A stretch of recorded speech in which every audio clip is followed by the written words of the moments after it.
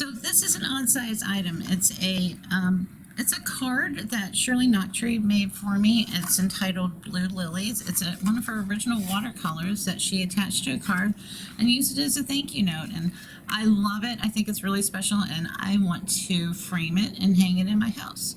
So in this case, instead of doing the tape method, I'm going to use some acid-free artist tape, and I am going to hinge it to the backboard and then mat it.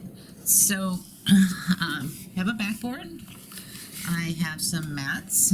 I haven't teased them together yet, but what I'm going to do is I'm going to lay it where I think it's going to go on the backboard, and then I'm going to line it up.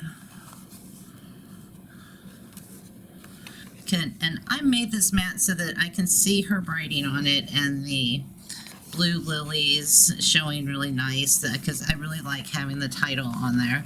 So I'm going to line this up and get it right where I want it on the backboard. And I like it right about there. Looks good. And then I'm going to take something to hold it down.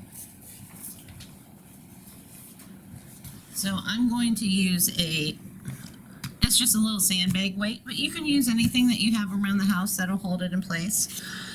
And then I'm going to take my pH neutralized artist tape, and I'm going to make what's called a T-Hinge. So I'm going to go behind it and just put a little bit of tape on there, and I'm going to do the same thing on the other side.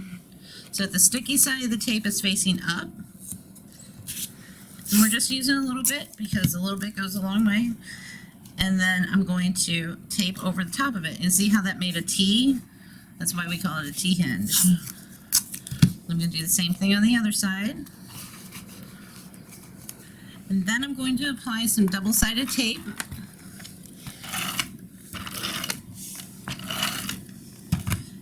And align my mat.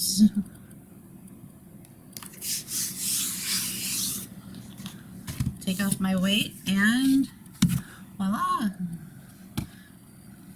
Now, I wanted to do a second layer, so I'm going to add a white mat on. So I'm going to add a little bit more double-sided tape and add my white mat.